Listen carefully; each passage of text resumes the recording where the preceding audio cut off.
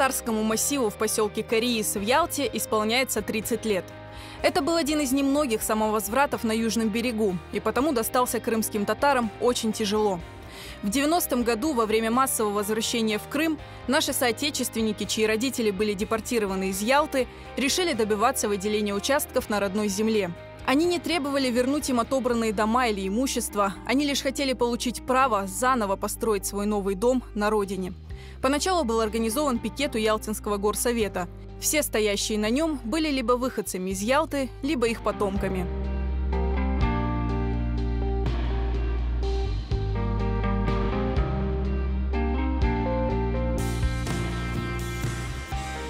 На пикете, под платанами, спали в палатках, дружно жили. Каждый день проверка была, каждый день встречали местное население, приезжих, отдыхающих, которые спрашивали, что вы здесь делаете, почему приехали. Мы начали писать плакаты, разъясняющие нашу проблему и для чего мы здесь стоим. И я четко дал указания, чтобы те люди, которые будут с посторонними разговаривать, о чем говорить, не ругаться, на провокации не поддаваться. Если местным жителям и просто зевакам можно было объяснить свои цели, то власти с самого начала оказывали категорическое сопротивление. И не только пытались уговорить крымских татар уйти с площади, но и угрожали силовыми акциями. А потом пикетчикам предложили участки в селе Оползневом, но земля там полностью соответствовала названию поселка. Сильные оползни не позволили бы строить там дома. Когда мы ездили смотреть, уже познакомились с кое с какими сочувствующими русскими, которые дали нам карту этого места, где красными, жирными красками написано, было подчеркнуто, что это очень активный оползень. Оползневой начали, чтобы отвлечь людей, которые на пикете стояли, они начали прописывать 81 человек. Просто ни на колышки, ни на землю, а просто так, поселок Оползневой, и все, и прописка. А люди землю таки не получили. Эмир Меджидов и Ришат Аблаев в 90-е возглавили пикет в Ялте. Пытаясь избавиться от крымских татар, власти предлагали им и другие, мало подходящие для строительства домов, земли. Иногда даже пытались стравливать пикетчиков с местным населением.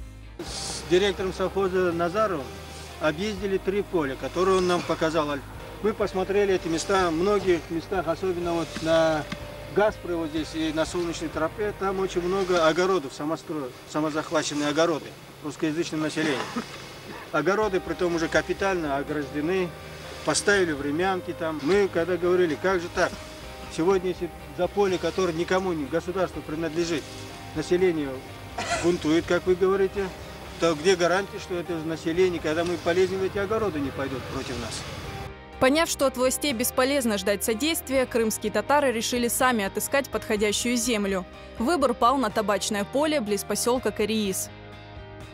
У меня отец кариисский, так что вопрос стоял так: если в Крым, то только в Кариис, в Мисхор. Крымские татары заехали на это поле 16 сентября 1990 года. Они знали, впереди их ждут нелегкие времена. Правда, первая ночь была не очень-то удачная. У нас была армейская палатка, мы ее установили. И такой мощнейший ветер был, валил палатки, все вот так крутилось, вертелось. С утра начали строить бараки, построили бараки. Разделили его на 2 части. В одной части жили женщины, в другой части мужчины. Построили отдельную кухню и начали огораживать периметр нашего лагеря колючей проволокой. И также по периметру вырыли ров, залили битумом его. Одновременно заготавливали ящики с зажигательной смесью, газовыми баллонами. Чтобы прогнать крымских татар с этой земли, использовались любые методы. В том числе активная антитатарская пропаганда с целью восстановить против крымских татар остальное население. В минувшее воскресенье в Ялте группа крымских татар самовольно захватила табачную плантацию совхоза «Ливадия» и начала строить домики. Пострадал урожай, а здесь, между прочим, выращивается лучший в Крыму табак. И хозяйству, по оценке его руководителей, нанесен ущерб на сумму 70 тысяч рублей. Горисполкома утверждает, что это поле является высококачественным табаком. Стоимость его оценивается в 70 тысяч, и из-за этого они не могут уступить его крымским татарам. Но однако на этом поле растут одни колючки. Табак там, тут и очень редкий.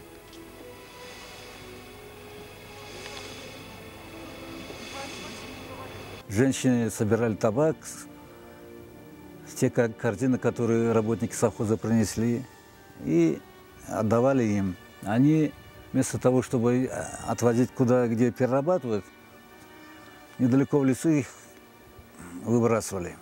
Такой был, оказывается, ценный табак, за который они так беспокоились. Против крымских татар власти использовали и агрессивно настроенное местное население, и силовиков со щитами и дубинками. Одно из таких нападений чуть не переросло в серьезное столкновение. Местное население настроили против нас. Приехали, сбивали эти домики, ломали. Но мы сопротивлялись. Большая толпа народу была. Из-за пачки сигарет готовы были нас разодрать на части. Тогда им давали вот сигареты, 10 рублей, еще бутылку. Вот так вот. И они наши домики валили. В нашем распоряжении был ЗИЛ, машина ЗИЛ, такой с длинным кузовом. Мы впереди на лобовое стекло положили сетку матрасную, чтобы, если камнями будет кидать, не разбили лобовое стекло. Милиция стала цепью перед нашим лагерем, огородила русскоязычное население от нас. В это время они начали ломать наши домики, построенные из ДСП. Ломать, прыгать на них, орать, чтобы мы уезжали в Монголию. Ну, они погрузили сломанные домики, увезли, но лагерь не тронули. Они увидели нашу решимость, что мы будем стоять до конца. Уже мы приготовили и бутылку зажигательной смеси, и вот эти вот огнеметы. Все было готово к тому, что если полезут, то... Тем более у нас прямо на бараке был транспарант «Родина или смерть». И все были настроены так, что до конца стоять. Сказать по-честному, вот это когда со щитами, вот такими колоннами зашли, психически они как по этим стучат дубинками по своим щитам, и такое это неприятно, конечно. Но душок был у всех вообще. Это мне сейчас уже, я старый, а тогда, что мне 30-35 лет было. И, короче, только вперед. После этого погрома, казалось, наступило затишье. Силовики сюда больше не наведывались, но и проблему власти не решали. Тем временем крымские татары, не дожидаясь милости сверху, уже начали строить дома. В первую очередь мы строили старикам, женщинам, ну и кто имел семьи уже, которые привезли. А вот те, которые молодые, холостые, мы решили делать в последнюю очередь. Мына bu времен қазір gece kuruldu. 4 tane maşina 4 taraftan faralarını koyup sabahacak времен қазір kurup çıkarıyorduk. Потому что күнүзүн kurulmaya vermezler bunlar. Suda vermezler bir şeyler. Пометили всем по 6 соток. И потом ночью, за одну ночь 22 домика поставили. Сразу раз поставили. Утром все они вообще офигели, скажем, вот так. Pek ağır edi birinci seneleri. Bu spalni meşogu alıp anda içine girip yorgan koyup oraya bu evcikler kurar edik de o vakitte evet. Yani bu samavazratlarda nasıl neydi? Yani biz öyle demetip kurar edik. Kış geldi, kış geli, kar yağay. Biz öyle ne tapayık bir peçkacık neti. Öyle barı taptık. Ondan sonra başladık işte kurmaya. У кого чего было, все запасы за 2 года, естественно, семьи, все. Поэтому все пришлось делать с нуля. Ну вот с нуля и строили здесь.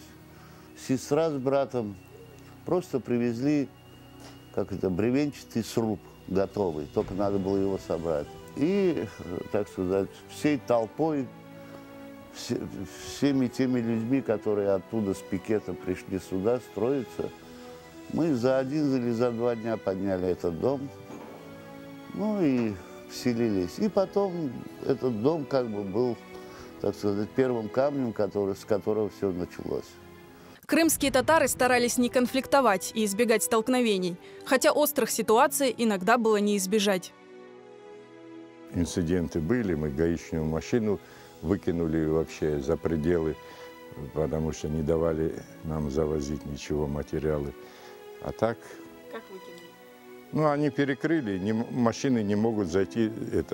Мы взяли эту, Нива была, как сейчас помню, пришли человек 15-20, ребята молодые, говорим, давайте уезжайте. Они говорят, нам сказали здесь стоять, нам вас охранять. Нас охранять, говорю, не надо, уходите. Они не уходят. Мы взяли машину все вот так вместе и вот юзом ее аж через дорогу, аж в кювет вот туда положили, они закрылись. На тормозах мы ее все равно выкинули туда. Они давай звонить, ну, понаехала, конечно. Но потом уже машину убрали, уже там дальше стояли. Здесь на входе не мешали нам. В борьбе за свои права на эту землю использовались все методы. Один из них – голодовка. Сначала на пикете, затем у Ялтинского горсовета, а затем и на площади Ленина в крымской столице. Вот там на ступеньках перед памятником Ленина разложили эти раскладушки, вот, и как бы собрались там держать голодовку, пока не решится этот вопрос. Ну, где-то часик-два мы там пока побыли, пришла милиция с дубинками, разогнала группу поддержки, которая с Симферополя приехала, там с Ялты приехала, всех разогнали, нас погрузили в автобусы и в КПЗ. Но этот момент стал переломным. После голодовки власти пошли на уступки и постепенно стали выделять крымским татарам земельные участки. Но ради этого им пришлось выстоять несколько месяцев гонений, угроз и нападений.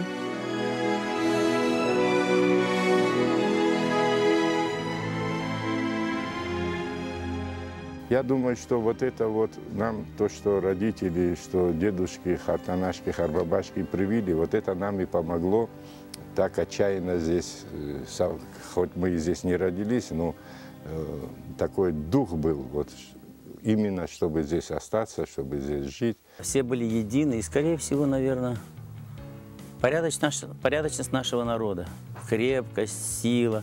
Нам всегда на подмогу приходили со всего Крыма. В поселке всего 2 улицы. Одну назвали в честь даты построения поселка, 16 сентября, а вторую в честь известного крымско-татарского общественного деятеля Нумана Челебиджихана.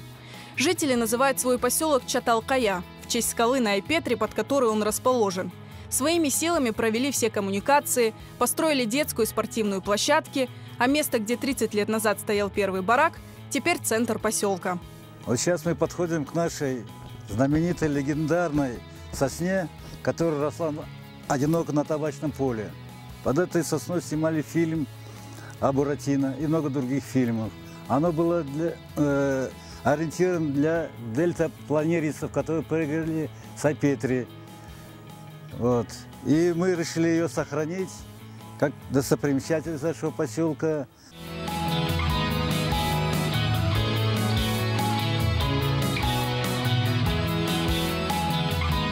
За 30 лет на пустой когда-то земле с одинокой сосной посередине вырос поселок с по-настоящему райскими садами. Теперь здесь повсюду слышится детский смех, живые разговоры соседей, а каждый ребенок даже с незнакомцем здоровается «Селям алейкум». Пережив немало испытаний, крымские татары сумели сохранить свое единство и сплоченность, которые помогли им выстоять 30 лет назад.